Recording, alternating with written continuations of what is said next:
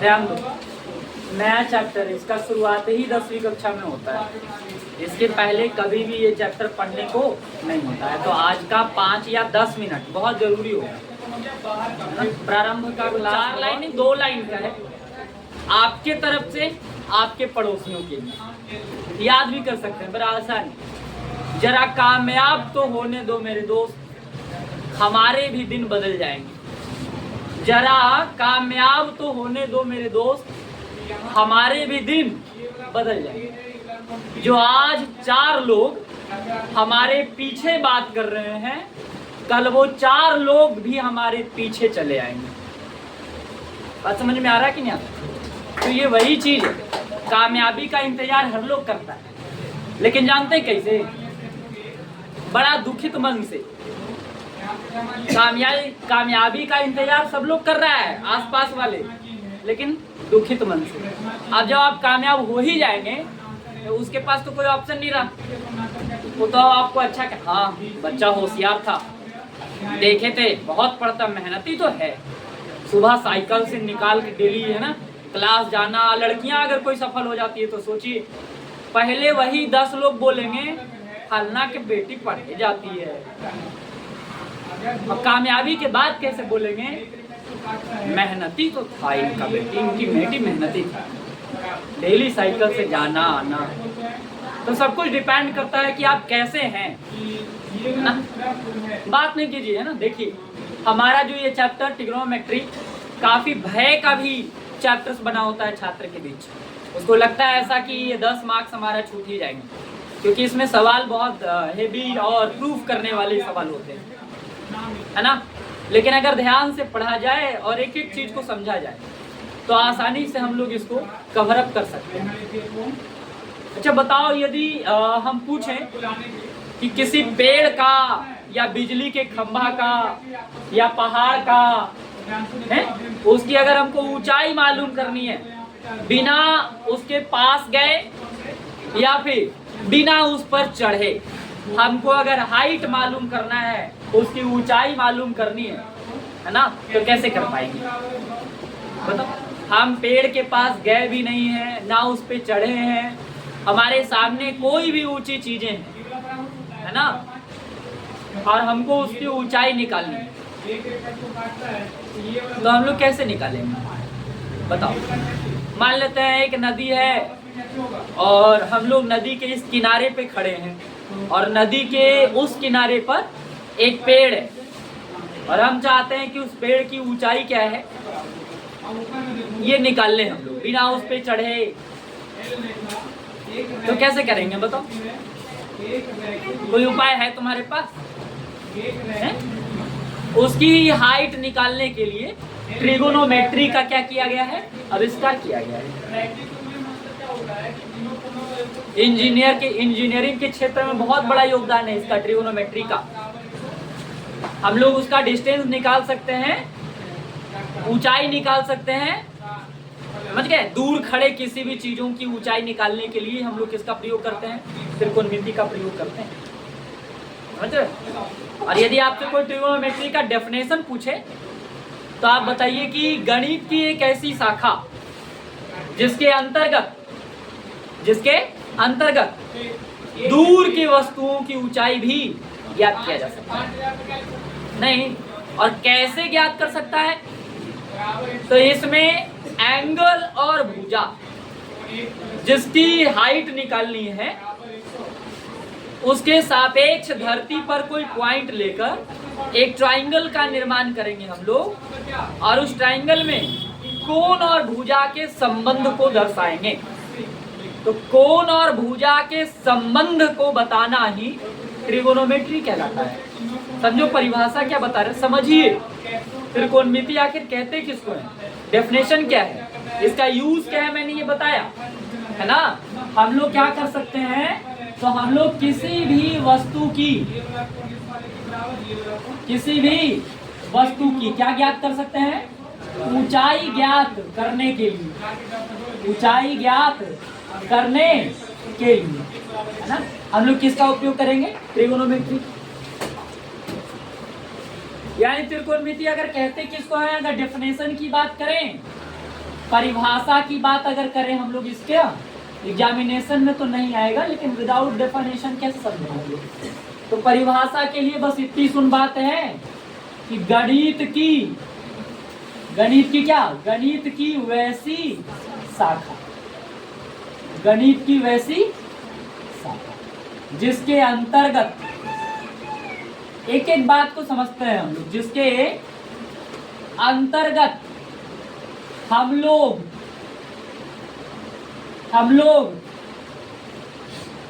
समकोण त्रिभुज की भुजा और कोण के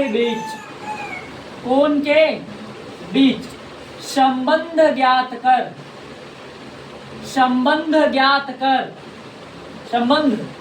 कर किसी भी वस्तु की दूरी, किसी भी वस्तु की ऊंचाई या किसी निश्चित बिंदु से उसकी दूरी ज्ञात कर सकते अर्थात कोण एवं भुजा के संबंध का अध्ययन करते हैं। त्रिकोणमिति कहलाता है। बात बिल्कुल नहीं, समझने का प्रयास कीजिए और लिखिए भी मत। संबंध अध्ययन करते क्या कहलाता है? ट्रिगोनोमेट्रिक कहलाता है।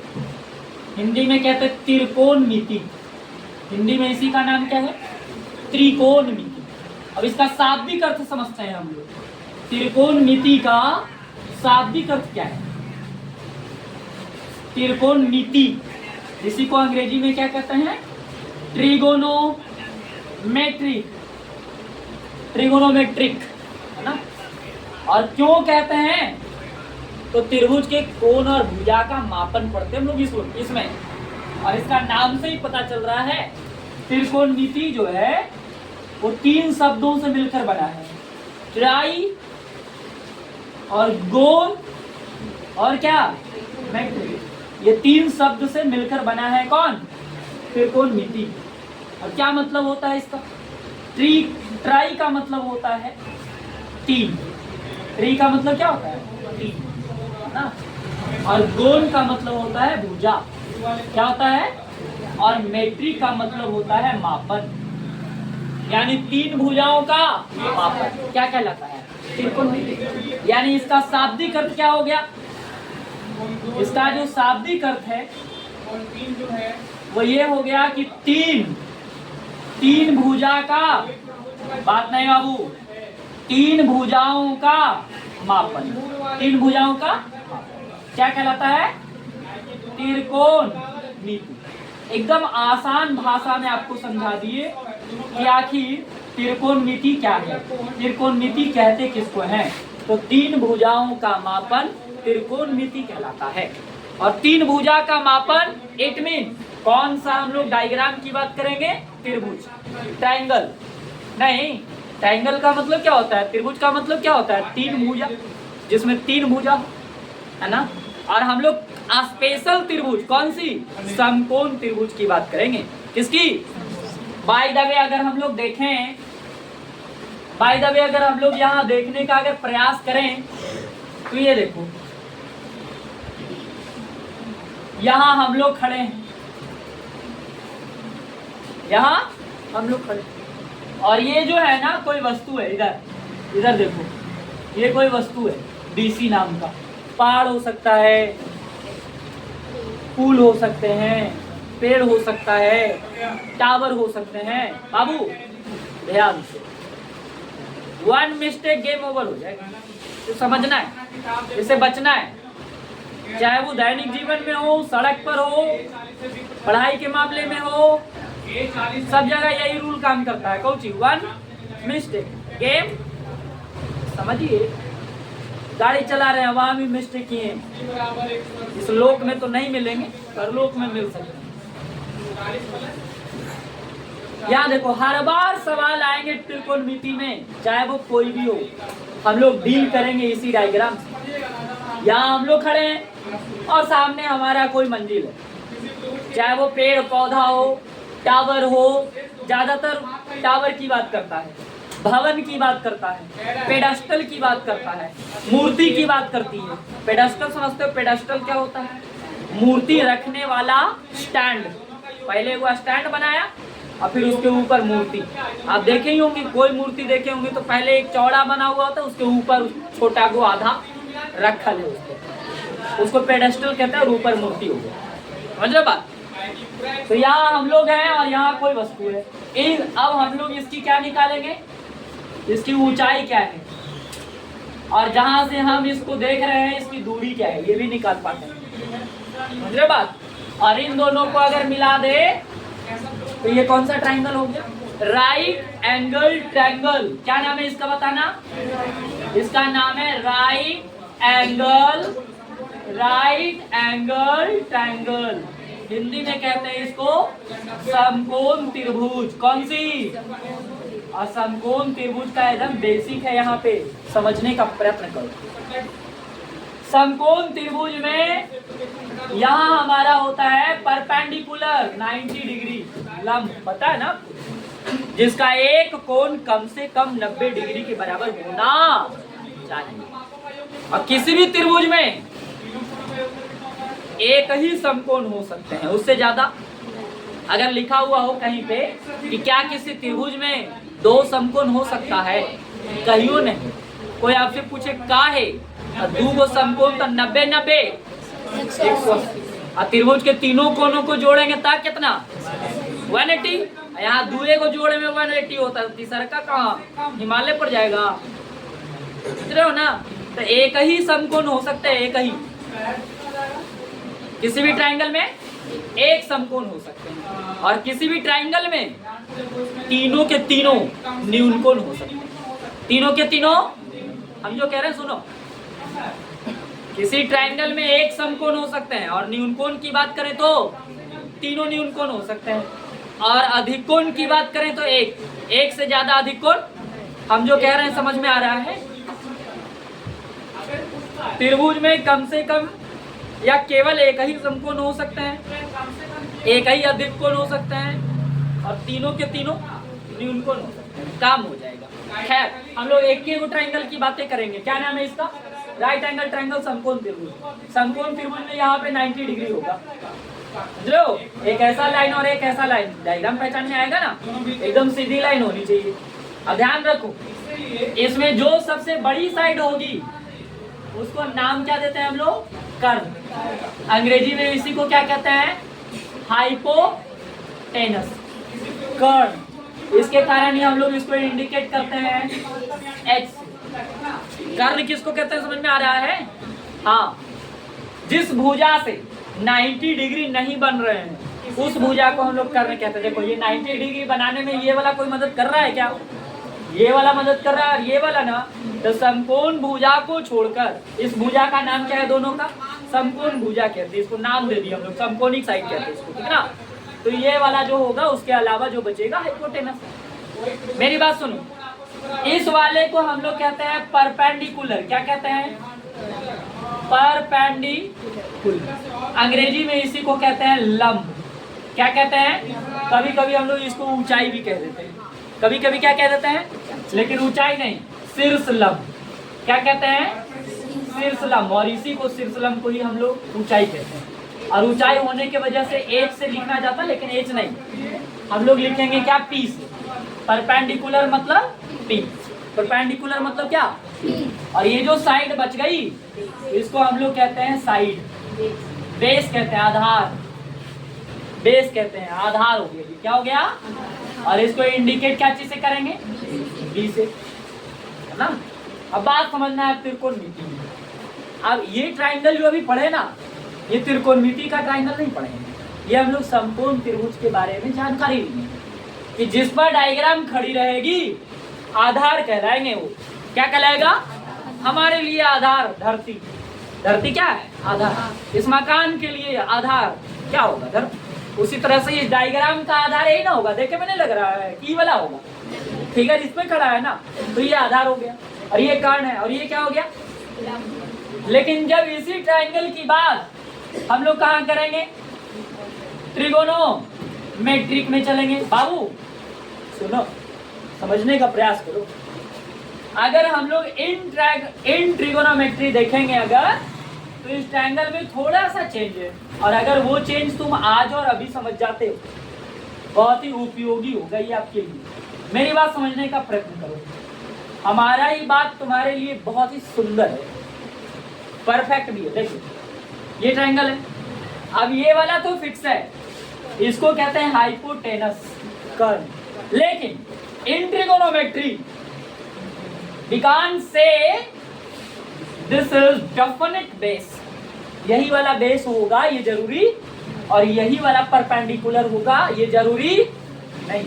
लेकिन इन अगर ट्रिगोनोमेट्री की बात ना करें तो ये वाला फिक्स होता है आधार, और ये वाला लंब। लेकिन यहाँ पर ओनली हाइपोटेनस फिक्स होंगे, कर्व। आधार और लंब फिक्स नहीं होता है in trigonometry. It depend on its angle. ये डिपेंड किस पर करता है? एंगल पर। एंगल पर कि इस ए बी सी में एंगल ए मालूम है कि एंगल बी मालूम है, क्या मालूम है? इस पर डिपेंड करेगा कि बेस कौन है और परपेंडिकुलर कौन है। Hypotenuse this is fix, this is fix. बातें समझ में आ रहा है हमको? हाँ भी बोलिए, समझ आ रहा है यहाँ तक? अभी तक तो हम कुछ बड़ा बात किए नहीं, सब कुछ छोटा है। ऐसे ही छोटा छोटा बात करेंगे, एक दिन बड़ा हो जाएगा, है ना? फिर क्लियर हो जाएंगे। लेकिन अगर छोटा छोटा बात आप नहीं समझ में आएगा, आपको अगर नहीं समझेंगे तो बड़ा बात तो खैर मुश्किल है ना। तो सुने, बूंद बूंद करके घड़ा भरता है, तालाब कैसे भर जाएंगे? मुहावरे बदल देता है, बूंद बूंद करके घड़ा। अब एक जगह पे कोई आदमी कहला बूंद बूंद करके समुद्र भरता। अरे भाई कुछ तो समझो, कहाँ से लिंक कर देना? समुद्र बूंद बूंद करके घड़ा भर। एक ही मतलब नहीं है कि एकदम बूंदे बूंद करेंगे, एकदम तब नापेंगे तो घड़ा भरेगा।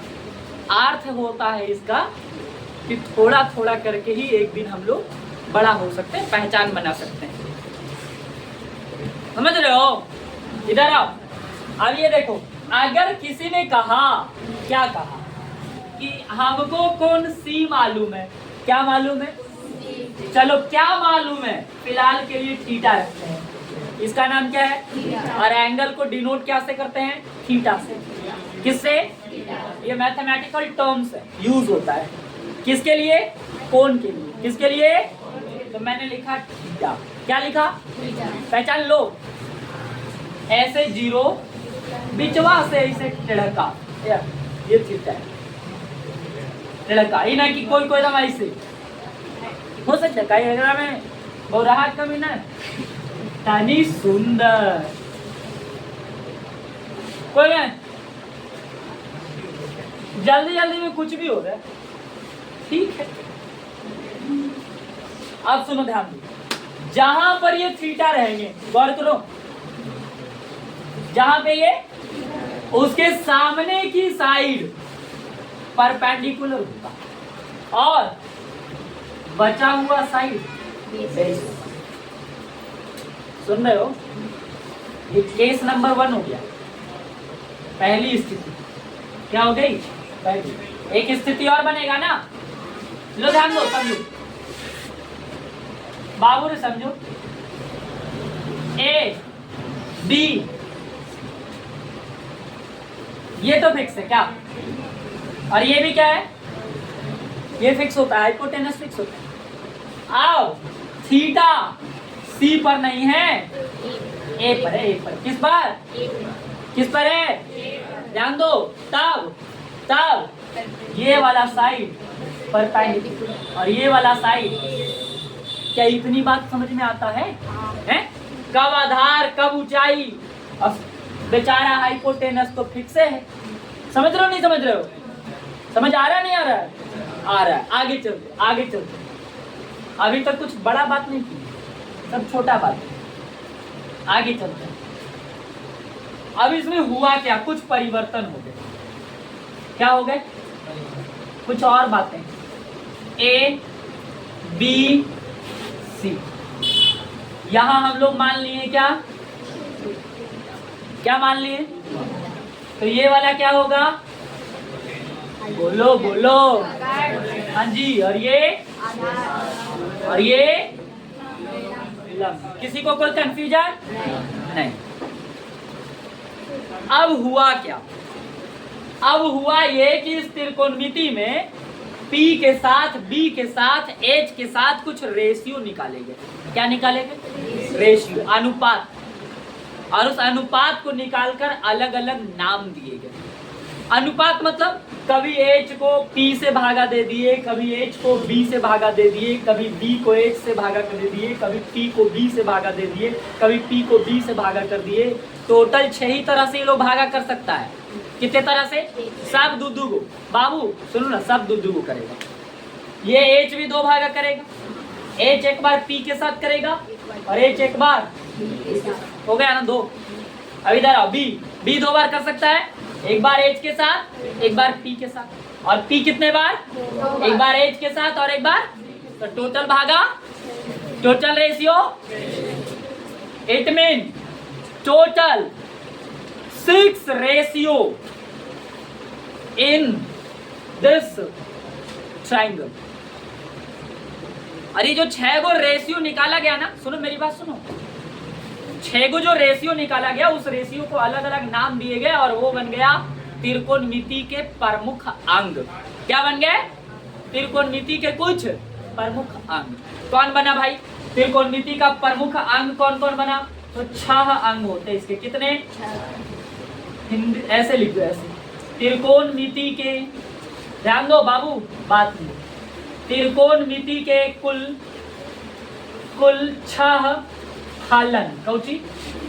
फलना सुन, फलना तो फलना नहीं सुन, फलना बस उस पहिया हटा दे। फलन, फलन कहते हैं अंग्रेजी में। फंक्शन क्या कहते हैं? फंक्शन मतलब क्या होता है, कोई बताएगा क्या होता है फंक्शन? फंक्शन अलग अलग अर्थ में अलग अलग होता है ना। नहीं, किसी के यहाँ अगर न्योता है, न्योता, तो ओकरो हम लोग फंक्शन बोलते हैं। नहीं बोलते कि नहीं बोलते? अच्छा, कोई मशीन नया नया आया है हम लोग के सामने, तो एक फंक्शन अलगे, ओकरो में फंक्शन बोलते हैं। बोलते नहीं बोलते हैं? तो अलग अलग बदल जाता है। इसका मतलब ही होता है कार्य, कार्यक्रम। हिंदी में क्या? कार्यक्रम। तो इसके टोटल क्या को 6 फंक्शन ही है, 6 कार्यक्रम करने वाला इसका जो है साथी है। और वो कौन है? 6 फलन होते हैं। ध्यान दो बाबू, बहुत जरूरी है। इच्छाओं को पकड़ना बहुत जरूरी है। नंबर 1 का नाम है SINE, साइन। क्या? SINE, sine. क्या कहते हैं इसको? जिसकी हिंदी होती है जया। जिसकी हिंदी क्या होती है? जया। क्या मतलब होता है जया का? जब राइट एंगल ट्रायंगल में, जब राइट एंगल ट्रायंगल में परपेंडिकुलर को बेस के साथ भागा दिया जाता है या अनुपात करे जाते हैं, है ना। तो हम लोग उसको हाइपोटेनस के साथ अनुपात किए जाते हैं, तो हम लोग उसको क्या कहते हैं? जया। कोई मैथमेटिशियन आए और उन्होंने कहा, क्या कहा? उनकी बातों को फॉलो करना है। क्यों कहा? यार दिमाग लगाने की जरूरत नहीं, लगा चुके। जब इस परपेंडिकुलर को और हाइपोटेनस को रेशियो करेंगे, है ना, तो क्या निकल के आएगा? जया, साइन। यानी साइन किसको कहते हैं भाई? साइन किसको कहते हैं? तो लंब और कौन? लंब और कर्ण, लंब और कर्ण के अनुपात को, बाबू ध्यान दो, अनुपात को इतना लिख देंगे, सही है। जया कहेंगे, जया। साइन कहते हैं, क्या कहते हैं? ध्यान दो, इसी साइन को शॉर्ट में SIN लिखते हैं, शॉर्ट में। अब पूरा नाम SINE, और हिंदी जया, और शॉर्ट में SIN SI। और यहाँ ध्यान दो, एंगल क्या लिए हैं? थीटा। तो यहाँ लगा दिए बगल में क्या? Sine theta. समझ रहे हो? ध्यान दो, थोड़ी देर और। क्या लिखे हैं? लंब और कर्ण के अनुपात। लंब कौन? और कर्ण कौन? बाबू सबसे बेसिक फॉर्मूला बन के क्या हो गई? ऐसे ऐसे कितने बनेंगे? 6। ऐसे ऐसे कितने? और 6 दम आगे रट जाना, हो जाएगा कि नहीं? बहुत इजी है। दिक्कत क्या है? आओ ध्यान दो, थोड़ी देर और सीखते हैं। इसी का को निकालते, को साइन। क्या? पूरी बात, को साइन, पूरा नाम को साइन। और को साइन का हिंदी होता है क्या? बताओ। को जया। क्या कहते हैं? हाँ, इसको मदद करता है, को जया कहते हैं। को जया हिंदी में भी कभी कभी पूछ लेता है, इसीलिए बोल देते हैं। इसमें क्या होता है? इसमें आधार के साथ कर्ण अनुपातिक होता है। आधार के साथ, जब लंब के साथ तो क्या कहलाएगा? साइन। और जब आधार के साथ तब क्या लगेगा? क्या? कॉस। तो यहाँ क्या लिख देंगे? आधार और कर्ण, आधार और कर्ण के अनुपात को क्या कहेंगे? बताओ, क्या कहेंगे? कोसाइन। क्या कहेंगे? और शॉर्ट में इसको लिखते हैं कॉस। शॉर्ट में क्या लिखते हैं? कॉस। और फिर एंगल कौन सा है? अब फार्मूला क्या हो जाएगा? B बटा, ये हो गया दूसरा का फार्मूला। ये क्या हो गया? पहले का P बटा H, दूसरा का B बटा H, P बटा H और B बटा H। बातें समझ में आ रहा है? आगे चलते हैं। तीसरा नंबर यहाँ पर देखना, गौर फरमाओ, इधर देखो। तीसरे वाले को कहते हैं टेंजेंट। क्या कहते हैं? टेंजेंट। हिंदी होती है इसकी स्पर्श जया। हिंदी क्या होती है? स्पर्श जया, टेंजेंट। और इसको कहते किसको है? स्पर्श जया कहते किसको? ध्यान दो, जब लंब और आधार को अनुपाती करते हैं। किसको? लंब और आधार के अनुपात को। लंब और किसको? आधार के अनुपात को। ध्यान दो बाबू, बात नहीं, समझने का प्रयत्न करो। उसको हम लोग क्या कहेंगे? स्पर्श जया, टेंजेंट। इसी टेंजेंट को शॉर्ट में टेन, और एंगल क्या लगा दिए? एंगल यहाँ है, देख रहे हो ना? तो टेन थीटा का फार्मूला क्या हो जाएगा? P बटा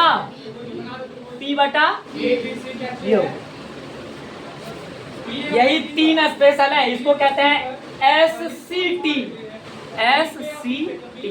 तीन ही फंक्शन मेन होते हैं, और 3 इसके होते हैं उल्टा, 3 होते हैं इसके विपरीत, है ना? जैसे ये साइन है तो इसका उल्टा करेंगे, H ऊपर और P नीचे। इसको देखो, H ऊपर B, और इसको देखो B ऊपर P नीचे, उल्टा करते हैं। तो 4 नंबर यही पर वाला को उल्टा करते हैं। इसका नाम है कोटेंजेंट। क्या नाम? इसको कहते हैं कोटेंजेंट, और इसकी हिंदी होती है को स्पर्श जया। को स्पर्श जया। ध्यान दो, इसको स्पर्श जया में क्या होता है? इसको स्पर्श जया में इसकी उल्टा होगी, यानी आधार और क्या? आधार और लंब के अनुपात को। आगे कर लीजिएगा। इसको शॉर्ट में लिखते हैं COT, शॉर्ट, और एंगल है हमारा थीटा, और इसकी उल्टा क्या हो जाएगी? B बटा क्या? B बटा, ये चौथा फंक्शन हो गया। ये चौथा फंक्शन हो गया। बचा हमारे पास 2 फंक्शन और। यहाँ दिखा रहे, यहाँ दिखाते हैं, यहाँ पे चलिए 5 नंबर ध्यान दो। यहाँ पे एक है हमारा साइन, दूसरा कोसाइन, तीसरा टेंजेंट, चौथा कोटेंजेंट। समझ रहे हो? 5वां नंबर में जो आता है उसको कहते हैं सेकंड। क्या कहते हैं? और ये उल्टा होता है कोजया का। किसका? तो इसका नाम हो जाएगा कोजया का उल्टा कर देगा, है ना। तो व्युत कोजया, क्या कहते हैं? व्युत कोजया। इसकी नाम क्या हो गई हिंदी में? व्युत का मतलब क्या होता है? उल्टा। और किसकी उल्टा? व्युत कोजया का। किसकी उल्टा? आएगा नहीं, लेकिन जानकारी रखनी। जब उल्टा हो जाएगा तो क्या हो जाएगा बताओ? आधार और यहाँ कर्ण है ना, तो यहाँ हो जाएगा कर्ण और आधार के अनुपात। कर्ण और आधार के अनुपात। और इसको शॉर्ट में लिखते हैं SEC, सेक, और यहाँ लगा दिए थीटा, सेक थीटा। और इसकी उल्टा क्या हो जाएगी? H बटा क्या हो जाएगा? H बटा, ये बन गया 5वां। और लास्ट कौन? छठा। लास्ट वाले को कहते हैं को सेकंड, इसी का को सेकंड। और इसकी हिंदी यहां से निकाल लेंगे। साइन की क्या थी? जया। और इसकी उल्टा क्या हो जाएगा? व्युत जया। क्या कहेंगे? हम लोग हिंदी अपने हिसाब से बना रहे, कुछ और भी हो सकते हैं, कोई भारी मैटर नहीं है। तो क्या हो जाएगा? इसकी क्या होगी? क्या लिखेंगे यहाँ पे? लंब और कर्ण है ना, तो क्या होने वाला है? कर्ण और लंब के आधार को, अनुपात को, कर्ण और इसको शॉर्ट में लिखते हैं कोसेक। क्या लिखते हैं? और इसकी एंगल क्या लग जाएगी? थीटा। अब कोसेक थीटा क्या हो जाएगा?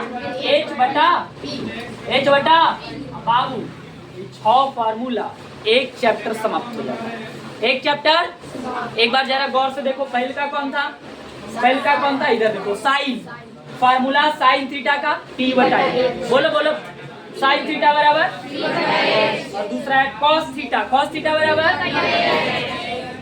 और तीसरा आ जाता है यहाँ tan थीटा, P बटा और कॉट थीटा B बटा। और इधर आते हैं सेक थीटा और कॉसेक थीटा। क्या इतनी बात समझ में आया? फटाक से नोट करो और समझने का प्रयास करो, ध्यान दो। अब अगर इसी पर आधारित कुछ सवाल हम लोग देख लेते हैं तो हमारे लिए क्या हो जाएगा? आसान हो जाएगा। वो सवाल या तो लिख के आएगा, या तो डायग्राम बन के आएंगे,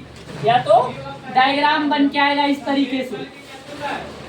इस तरीके का डायग्राम बन के आएगा यहीं पे, और यहाँ लिखा हुआ होगा A, D और क्या, और ये 90 डिग्री होगा। कितने डिग्री? और यहाँ लिख दिया क्या? कर्ण।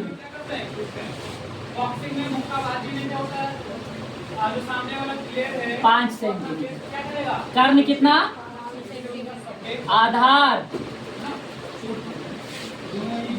आधार 3 सेंटीमीटर है, तो है sine A cos A tan A और sine C cos C tan C ज्ञात। ध्यान दो, बोर्ड पर देखो, एकदम आसान और प्यारा सा सवाल आएगा ही आएगा एग्जामिनेशन में, 100% श्योर रहेगा। बहुत इजी। मेरी बात तो सुनो, सीखने का प्रयत्न करो।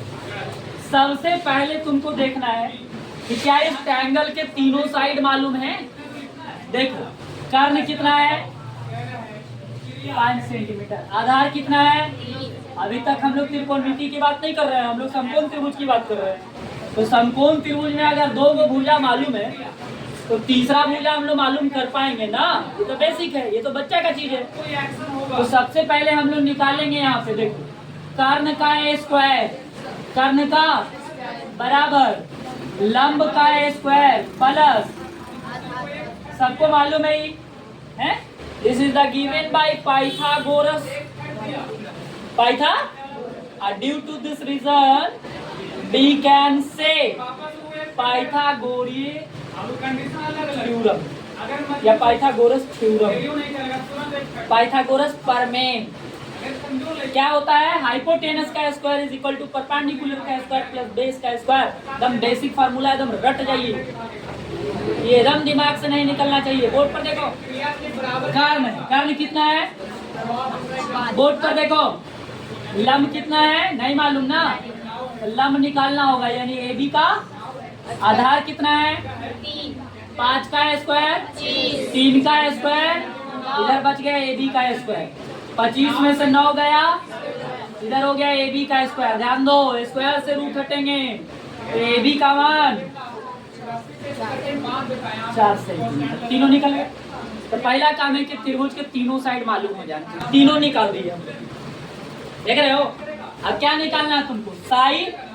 गौर करो, बोर्ड पर देखो ध्यान से, कि सीख गया काम चांदी है तुम्हारा। साइन थीटा का फार्मूला क्या होता है? लो ध्यान दो, ये ए क्या बता रहा है? ये ए बता रहा है कि थीटा यहाँ पे है, और जब थीटा यहाँ पर होगा तो ये P का मान, ये B का मान, ये H का मान लौक रहा है। तब P का मान कितना है? B का मान और H का मान 3/5। P और B बार बार बदलेगा, इसलिए हटा दो। फिर क्या आया? कॉस। बोर्ड पर ताको, क्या निकालना है? ध्यान से देखो, नजर हटी दुर्घटना घटी वाला हिसाब है। कॉस थीटा का फार्मूला तो सब सेम रहेगा, लेकिन तुरंते बी और एच का मान रख दीजिएगा तो दिक्कत हो जाएगा। देख के थीटा कहाँ है? मैंने थीटा सही है, ए पर ही है, तो ई वाला ही पी कहलाएगा और ई वाला ही सेम है। तो बी बटा एच, बी का मान और एच का मान। किसी को कोई परेशानी है? ध्यान दो, फिर क्या निकालना है? tan ए, अभी तक सही है, ए में चल रहा है। tan का फार्मूला पी बटा, एकदम बोका लेकिन भी इसको समझ सकता है। गुना भागा जोड़ घटाव है, मान तो रखना उठा के। पी बटा बी, पी कितना है? 3, बी कितना है? 3/4। कितना सुंदर से तो उत्तर होते जा रहे। अब क्या निकालना है? साइन सी। अब तुमको समझना है, फार्मूला वही रहेगा P बटा, लेकिन 3/5 नहीं होगा। सी देख रहा है, सी, यही तो सीखना है। सीख गया तो काम चांदी।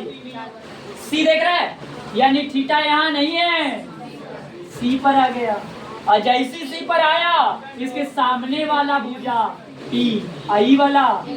बस ये अंतर समझ में आ रहा है। बस इतने के काम है। P बटा एच, P का है 4, अब बटा ये उत्तर समझ रहे हो। फिर और निकालना है क्या? कॉस सी, क्या है? कॉस सी बी बटा, बी कितना है? एच कितना है? एक और निकालना है, क्या है? tan सी क्या होता है? T बटा P। P कितना है? 4। B कितना है? 4/। कोई परेशानी? नोट करिए। कैसा लगा आपको आज का ये क्लास? कमेंट बॉक्स में अपनी राय जरूर लिखिए। धन्यवाद।